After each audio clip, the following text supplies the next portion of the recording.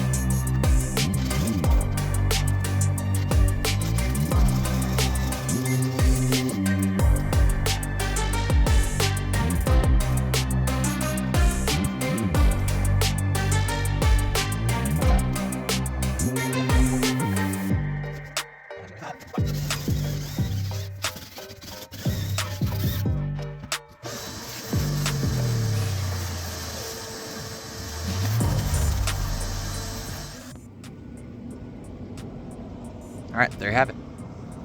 It's clean. It's good to go. Get to put it back. Clean your dryer vents, people. Trust me. Until next time, stay handy, my friends.